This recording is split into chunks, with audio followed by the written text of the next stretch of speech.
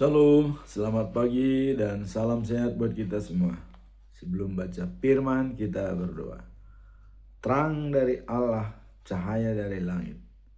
Terangilah roh dan jiwa kami untuk mendengarkan firman-Mu. Dalam nama Tuhan Yesus Kristus. Amin. Firman Tuhan pada hari ini di hari yang ke-119. Tanggal 29 April 2026 diambil dari kitab 2 Tesalonika pasal 2 ayat yang ke-15 dengan perikop teguh dalam iman. Sebagai nats adalah sebagai berikut. Sebab itu berdirilah teguh dan berpeganglah pada ajaran-ajaran yang kamu terima dari kami, baik secara lisan maupun secara tertulis. Itulah firman Tuhan hari ini. Dan sebagai pedoman kita tetap sampaikan pedoman selama bulan April adalah Yesus sudah mati, bangkit untuk kita. Hendaklah kita tetap di dalam Dia. Dijabarkan dalam Yohanes pasal 8 ayat 31 dikatakan bahwa hai orang-orang Yahudi yang sudah percaya kepada Yesus, jikalau kamu menuruti firman-Ku, maka kamu adalah murid-Ku. Jadi menuruti firman Tuhan maka dijamin dia sudah murid Tuhan. Apalagi menjalankan standar moral Allah, yaitu kasih, kejujuran, dan integritas. Dan menjalankan karakter Allah, kasih, kebenaran, dan keadilan. Itulah pedoman kita selama bulan April tahun 2026. Sekarang kita masuk dalam perikop hari ini. Tuhan, dan dikatakan bahwa teguh dalam iman, artinya tetap di dalam Tuhan. Apa latar belakang daripada ayat ini? Ini adalah respon dari Paulus terhadap kepanikan dan kesesatan ajaran di jemaat Tesalonika yang mengira hari Tuhan telah tiba. Jadi ada ajaran sesat di Tesalonika. Hari Tuhan sudah tiba. Oh, ini sudah akan jadi penghakiman. Sehingga mereka ada panik dan bingung. Benarkah hari Tuhan sudah tiba? Karena mereka baru belajar dan sudah mengikuti ajaran-ajaran daripada para rasul. Dan tiba-tiba ada ajaran sesat. Wah, hari Tuhan sudah tiba. Karena banyaknya penindasan dan penganiayaan. Nah, itulah dikatakan bahwa hari Tuhan sudah tiba. Nah, Paulus menegaskan agar jemaat berdiri teguh dan berpegang pada ajaran rasul. Jadi yang sudah diajarkan, jangan goyah, harus berdiri tegak dan berpegang pada ajaran para rasul, yang tradisi yang benar, baik lisan maupun tertulis. Jadi habit daripada rasul itu kebiasaan-kebiasaan untuk mengajar, baik lisan maupun tertulis, diskusi, itulah menjadi pegangan daripada jemaat, dikatakan oleh Paulus. Camkanlah itu, katanya, berteguh, dan tradisi-tradisi kebiasaan-kebiasaan yang kita lakukan, tertulis maupun lisan, berpeganglah teguh dengan iman. Nah, kemudian kalau kita lihat di sini ada beberapa poin di tengah-tengah ancaman, penyesatan, ajaran palsu, dan penganiayaan. Nah, pertama ada ajaran palsu dan juga kepanikan. Jadi sebagian jemaat Tesalonika panik karena ada rumor bahwa hari Tuhan sudah tiba. Jadi banyak mereka panik dan bingung. Wah, ini hari Tuhan sudah tiba. Ada ketakutan dan ada kebingungan,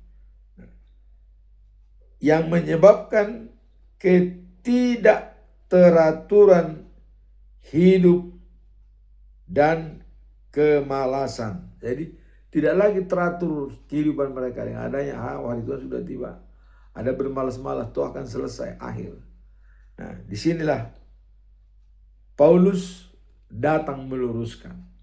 Poin kedua dikatakan melawan kedurhakaan. Jadi dianggap durhaka, kalau sudah ada antikristus itu dianggap durhaka.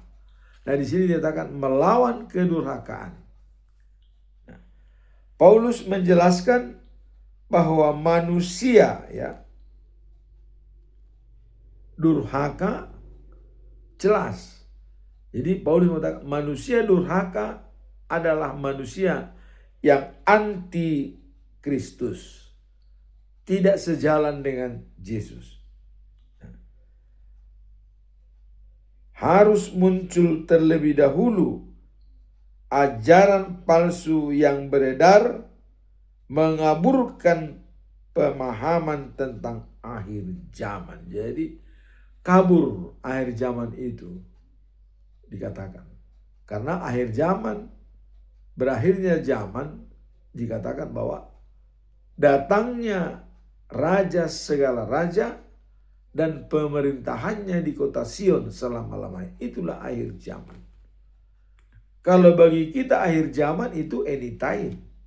Karena kita tidak bisa menjamin kalau kita masih hidup besok. Ya. Jadi akhir zaman bagi kita setiap saat. Tapi akhir zaman secara keseluruhan yang sebenarnya kedatangan kedua kali Yesus Kristus untuk mempersatukan bumi dan langit dan juga di bawah tanah manusia penduduk-penduduk ini bersatu dalam satu tempat. Itulah di Yerusalem yang baru. Nah, kemudian poin ketiga dikatakan pentingnya tradisi. Tradisi ini bagaimana kebiasaan-kebiasaan daripada para rasul untuk mengajar. Pasti sudah diajarkan. Berdoa, membaca Alkitab, diskusi dengan baik sesama Kristen. Jadi ingatlah tradisi-tradisi itu katanya. Baik lisan maupun tulisan. Nah, jadi merujuk pada pengajaran lisan maupun surat yang disampaikan Paulus, ya, Silvanus dan juga Timoteus. Jadi banyak para rasul itu. Silvanus, Timoteus, Paulus. Lisan dan tertulis. Dan juga tradisi-tradisi mereka dalam memberikan pengajaran yang harus diperhatikan sebagai kebenaran mutlak. Jadi dengan ajaran tradisi langsung dari masing-masing rasul ini, itu adalah kebenaran mutlak. Karena mereka langsung belajar dan menyampaikan apa yang tertulis dalam Alkitab. Kemudian poin yang keempat dikatakan adalah peneguhan iman. Iman harus teguh. Tadi saya juga dulu kita kan bahwa teguh dalam iman. Nah, di sini perlunya peneguhan iman. Bagaimana peneguhan iman? Paulus mendorong jemaat untuk tidak mudah goyah oleh kabar angin atau surat palsu, ya, yang melainkan berpegang pada pondasi iman yang kuat. Jadi dengan adanya surat palsu, ajaran palsu, maka Paulus meminta kepada jemaat supaya tetap berpegang pada ajaran yang sudah diberikan lebih dulu, baik lisan maupun tertulis. Nah, ini yang mau disampaikan bahwa pentingnya tradisi, bahwa peneguhan iman, pentingnya peneguhan iman dalam menghadapi ajaran-ajaran sesat. Sebagai kesimpulan bahwa ayat ini menjadi seruan untuk berpegang teguh pada doktrin sehat yang telah diajarkan oleh para rasul di tengah situasi krisis iman. Pada saat mereka bingung, pada saat mereka bergolak, maka rasul sudah memberikan pengajaran yang benar. Itulah yang harus dipegang oleh para rasul. Itulah latar belakang daripada perikop ini. adanya keraguan, adanya kebingungan, adanya ajaran sesat, sehingga Paulus datang untuk meyakinkan mereka memegang ajaran tradisi baik lisan maupun tertulis, yaitu kebiasaan yang dijalankan para rasul untuk membimbing jemaat. Itu harus dipahami betul, ya. Karena itu adalah benar-benar mutlak untuk menyampaikan kebenaran firman Tuhan. Sekarang bagaimana kita lihat kesimpulan daripada ayat ini adalah menjadi seruan untuk berpegang teguh pada doktrin sehat, ya, yang telah diajarkan oleh para rasul di tengah situasi krisis iman. Nah, seperti ajaran sesat tadi, apa saja ajaran sesat itu atau palsu? Jemaat, nah, dikatakan bahwa ada berita hari Tuhan telah tiba, dan itu adalah hoax, tidak benar. Maka itulah disangkal oleh Paulus. Nah, kemudian isi ajaran sesat bahwa kedatangan Tuhan yang kedua kali atau dikatakan sudah terjadi. Nah, sehingga penghakiman sedang berlangsung. Nah, jadi sudah terjadi katanya kedatangan Tuhan yang kedua kali. Maka penghakiman sedang berlangsung. Nah, disinilah kebingungan jemaat yang ada di Tesalonika. Ya. Adanya gembor-gembor ajaran palsu dan ajaran sesat. Nah, kemudian bagaimana dampak ajaran sesat tersebut pada jemaat? Nah, jemaat menjadi panik, bingung, ya, dan gelisah. Itulah pengaruh daripada, jadi panik, bingung, dan gelisah. Nah, disinilah dikuatkan oleh Paulus supaya tetap teguh dalam iman. Nah, kemudian apa tujuan daripada penyesat? Apa tujuan mereka? Nah, menipu jemaat menggunakan tanda-tanda palsu, ya, ajaran palsu dan nabi-nabi palsu. Nah, ajaran-ajaran sesat ini sekarang pun sudah muncul ini. Ada seolah-olah dia nabi benar-benaran bahwa ini loh ajaran yang benar ini, padahal mereka itu sungguh adalah palsu. Atau ada orang lain yang mempermainkan ayat-ayat suci untuk mencemooh Yesus. Apakah itu Tuhan? Masa Tuhan disalib? Mana mungkin Tuhan disalib? Ini ajaran-ajaran palsu, ajaran sesat. Karena tidak mengerti, ya, apa filosofi daripada Yesus disalibkan.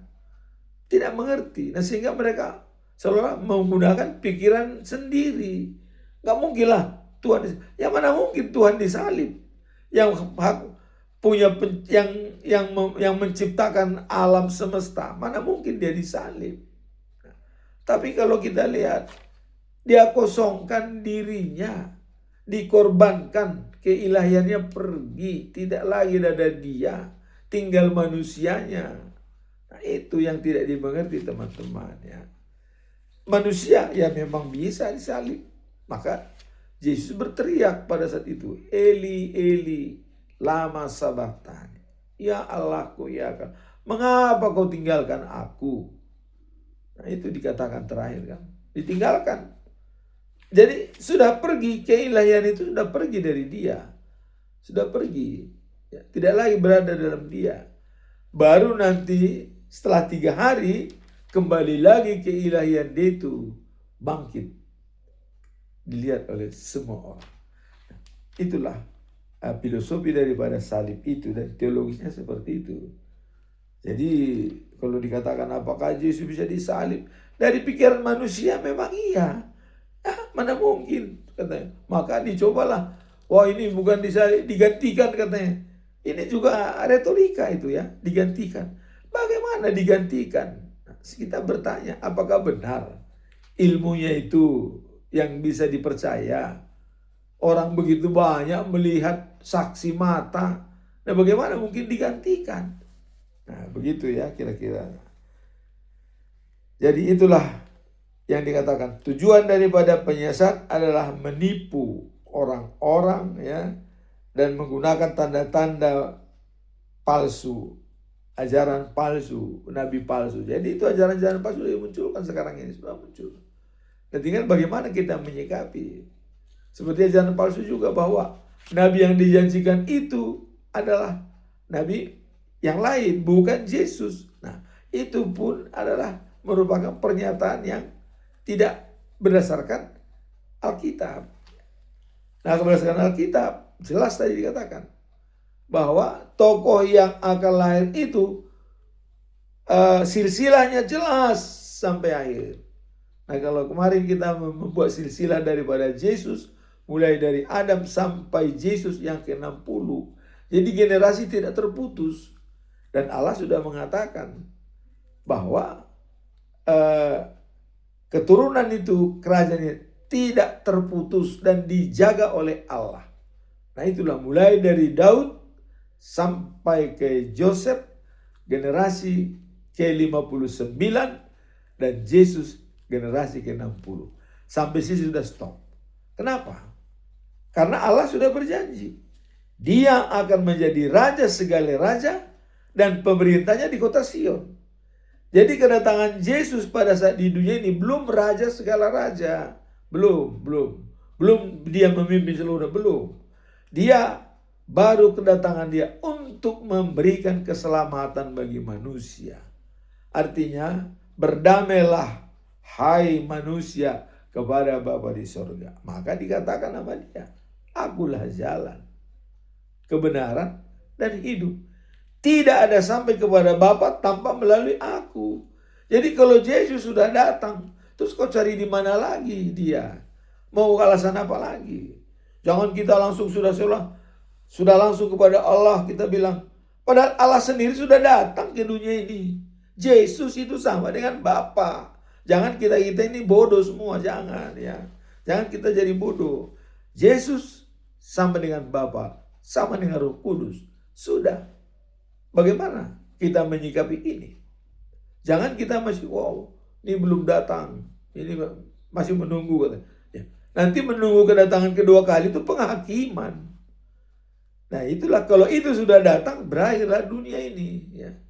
Dan tanda-tanda berakhir pun di sini dikatakan dalam ajaran-ajaran benar itu yang kata Paulus itu, tanda-tanda datangnya akhir zaman apabila sudah ada antikristus yang merajalela di dunia ini, bahkan mengambil alih bait suci, mengatakan dialah Krishna. Itulah dengan adanya mengaku-ngaku bahwa dia adalah Kristus, disitulah datang kedua kali untuk menyelesaikan persoalan dunia ini. Dan itu nanti penduduk langit, yaitu surgawi, dan penduduk bumi, dan penduduk yang sudah meninggal di bawah tanah saat ini akan bangkit dan bersatu. Di situ hanya satu Tuhan. Itulah Allah sama dengan Yesus memimpin dalam penghakiman tersebut.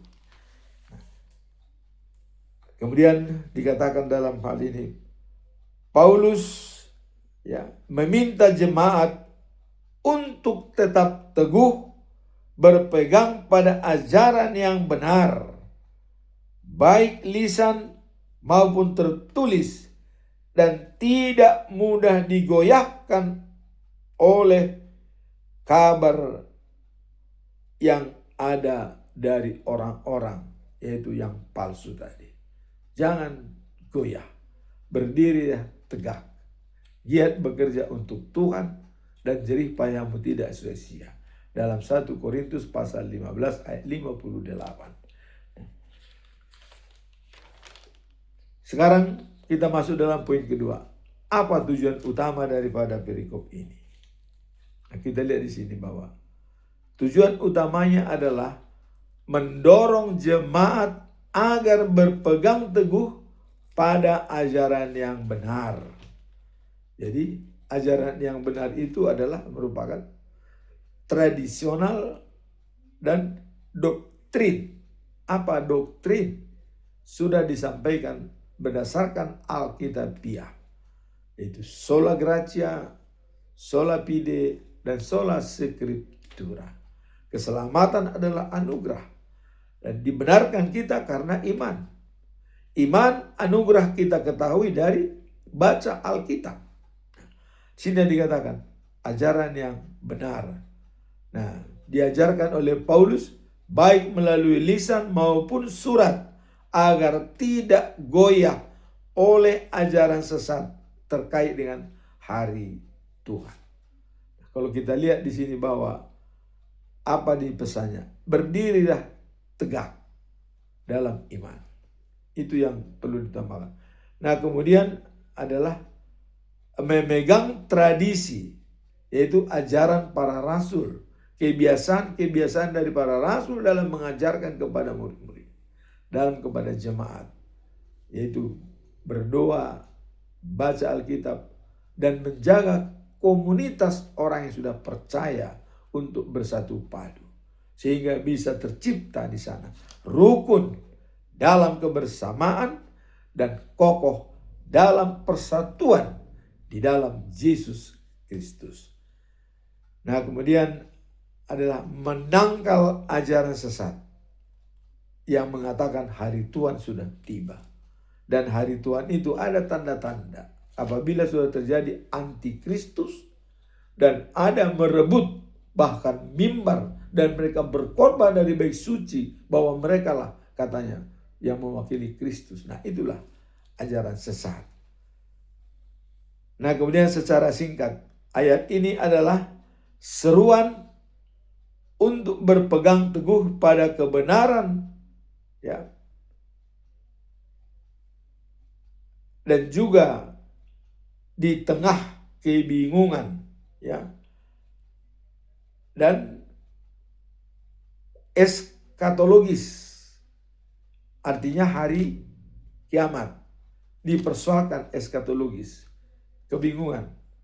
Nah, di sini dikatakanlah tetap berpegang pada iman yang teguh. Nah, inilah tujuan utama daripada perikop ini, supaya jangan goyah dan berpeganglah pada iman teguh dengan ajaran-ajaran yang sudah disampaikan para rasul, baik lisan maupun tertulis, khususnya tentang eskatologis atau hari akhir zaman. Sekarang kita masuk dalam poin yang ketiga. Apa pesan moral daripada perikop ini? Kembali kita menyampaikan bahwa seruan untuk berpegang teguh pada ajaran, ya, kebenaran Injil. Jadi kembali lagi kepada kebenaran Injil. Harus benar-benar kita teguh memegang bagaimana kebenaran Injil disampaikan oleh para rasul, yang sejati dan tidak goyah oleh ajaran palsu atau penyesatan. Jadi ditekankan bahwa dengan adanya pengetahuan Injil sejati yang benar, maka kita tidak goyah dan tidak mudah terpancing oleh ajaran-ajaran sesat. Itulah yang dikatakan pesan moral daripada perikop ini. Jangan goyah iman kita walaupun ada ajaran-ajaran yang menyesatkan kepada kita, dengan iman yang kuat dan teguh. Nah, kemudian secara ringkas dikatakan bahwa memanggil orang percaya untuk berakar kuat pada kebenaran firman Tuhan atau Alkitab sebagai pertahanan utama, ya, menghadapi penyesatan. Jadi dikatakan di sini adalah memanggil orang percaya untuk bersandar kuat pada kebenaran firman Tuhan. Jadi kebenaran firman Tuhan itu jelas. Apa kebenaran firman Tuhan itu? Yesus sudah mengatakan, "Akulah jalan, kebenaran, dan hidup." Ya. Tidak ada sampai kepada Bapa tanpa melalui. Itulah kebenaran firman. Ya. Tidak boleh berpaling kemana-mana. Kita nak berpaling. Tujuan utama kita, utara sejati kita adalah Yesus. Ya. dikatakan bahwa sebagai parameter hidup kita harus mengacu kepada Dia sebagai juru selamat. Sekarang masuk kita dalam poin yang terakhir, yaitu bagaimana penerapan daripada perikop ini. Nah, dikatakan berdirilah dan berpegang teguh pada ajaran Injil yang benar, baik tradisi rasuli, baik melalui lisan maupun tertulis. Artinya pemahaman ajaran palsu membuat goyah iman. Nah, kemudian konsisten hidup dalam iman sejati di tengah-tengah kebingungan dan keraguan. Jadi kembali kepada iman kita yang kuat dalam menjalankan firman Tuhan, yaitu standar moral daripada Allah, kasih, kejujuran, dan integritas. Dan karakter daripada Allah adalah kasih, keadilan, dan kebenaran.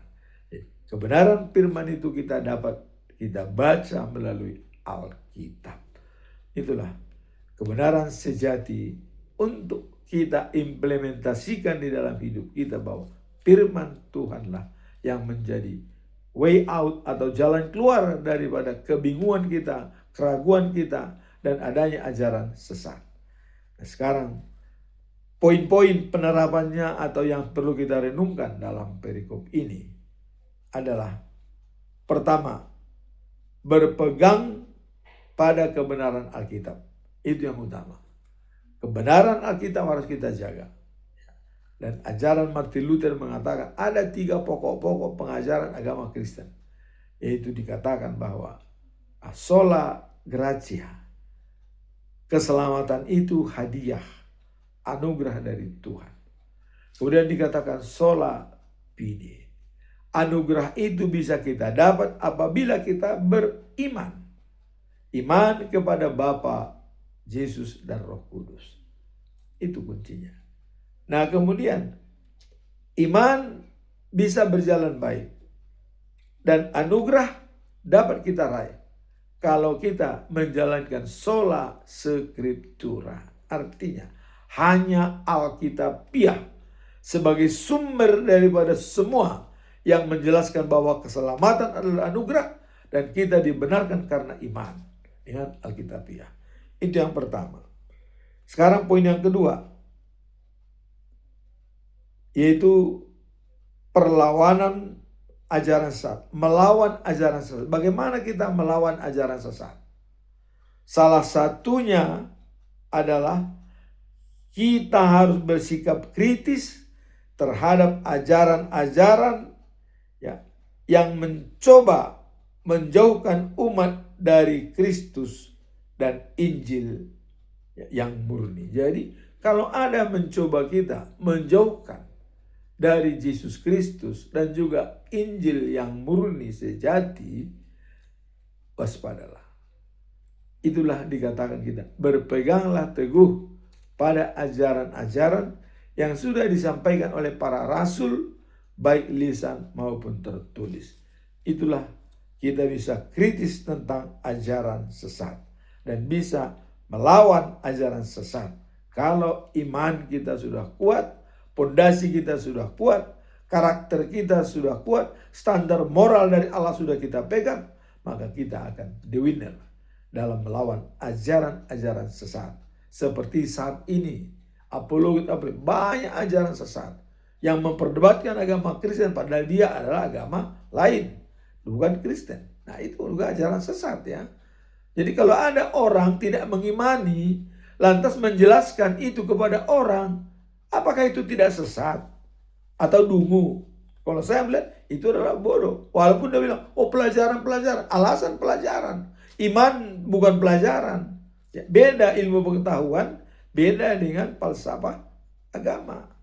Kalau iman, kita percaya. Tapi ilmu pengetahuan, buktikan. Nah, jadi ini banyak orang sekarang ini menghubungkan Alkitabiah dengan pengajaran ilmu pengetahuan biasa. Buktikan, mana buktinya? Nah, tidak, misalnya gini, saya percaya Yesus sebagai juru selamat. Dari mana buktinya? Ya iman saya yang membuktikan. Tapi kalau saya katakan, ini adalah gelas, Anda tidak percaya, coba pecahkan. Pecah enggak? Kalau tidak berarti plastik. Nah, jadi beda ilmu pengetahuan, beda dengan ilmu agama. Maka sekarang ini orang mengaitkan ilmu agama, ilmu pengetahuan. Seolah-olah buktikan mana dalilnya, bagaimana. Jangan. Yang penting dalam mempelajari ayat-ayat dalam kitab suci Alkitab, harus tahu pertama adalah latar belakang. Mengapa ayat itu muncul? Nah, seperti Ulangan pasal 18 ayat 82. Kenapa muncul? Ada nabi-nabi yang akan muncul. Karena Musa akan meninggal. Tidak ada Musa bertahan selama-lamanya. Maka dikatakan ada pengganti nanti seperti Musa. Walaupun kedatangannya itu 2500-3000 tahun. Waktu saat dijanjikan ya sebelum Masehi. Dan baru tahun 2000-an baru dibuktikan ya. Ya memang gitu, dan itulah terakhir, stop. Setelah Yesus lahir, stop. Tidak ada lagi nabi-nabi yang diwahyukan, selesai. Ya. Karena dia adalah raja segala raja dan pemerintahannya di kota Sion. Selesai, tinggal kita tunggu. Wait and see. Kapan itu pemerintahannya raja segala raja di kota Sion? Bukan seperti pandangan bangsa Israel yang konyol ya, yang malah menyalibkan Yesus karena mereka tidak menganggap dia raja segala raja dan pemerintah di kota Sion. Kok bisa dibunuh? Nah, kira-kira begitu. Tapi raja segala raja itu nanti kedatangan kedua kali pada saat penduduk bumi dan surgawi dan juga bawah tanah bersatu. Disitulah datang dia kedua kali. Dan tadi contoh dikatakan Paulus, adanya ajaran sesat dan mengatakan sudah waktunya, akhir zaman sudah tiba. Tanda-tanda akhir zaman itu kata Paulus adalah adanya antikristus. Antikristus ini berkhotbah di bait suci dan menggemborkan kemana-mana. Sehingga banyak orang percaya itu disiksa dan harus percaya kepada dia dan imannya goyah. Nah, maka dikatakan orang yang menjalankan firman Tuhan dan setia sampai akhir zaman akan luput dari pencobaan yang dahsyat di akhir zaman. Akan luput. Jadi jelas diberikan waktu. Nah, sekarang poin yang ketiga. Tetap teguh di tengah tekanan. Jadi walaupun ada tekanan, ada penganiayaan, kita tetap teguh. Tidak goyah sedikitpun. Tetap kita berdiri kuat dan tidak goyah. Asal kita giat bekerja untuk Tuhan. Menjalankan firman Tuhan dan selalu bersekutu dengan Tuhan. Kita tidak perlu takut. Nah, kemudian poin yang keempat dikatakan mengamalkan tradisi rasul. Apa tradisi rasul itu? Bagaimana kebiasaan-kebiasaan mereka? Nah, itu harus kita amalkan. Bagaimana kebiasaan rasul dalam membimbing jemaat? Pasti kalau kita dalam kebaktian dibuka dengan doa. Selalu memuji dan memuliakan Tuhan. Baru ada bimbingan rohani diberikan. Nah, tradisi ini katanya harus diamalkan oleh para jemaat. Ini yang disampaikan oleh Paulus. Baik itu lisan maupun tertulis supaya dipegang teguh sebagai kebenaran mutlak. Sebagai saksi hidup yang menyampaikan firman Tuhan. Sekarang poin terakhir yaitu yang kelima. Sebagai renungan kita malam hari ini adalah menjadikan firman Tuhan sebagai dasar. Sebagai fondasional prinsip kita. Firman Tuhan menjadi dasar daripada segala-galanya. Fondasi yang kuat dalam diri kita. Memastikan semua keyakinan dan tradisi gerejawi ya sejalan dengan firman Tuhan atau Alkitab. Jadi memastikan bahwa tradisi kebiasaan-kebiasaan di dalam gereja sesuai dengan Alkitab. Firman Tuhan.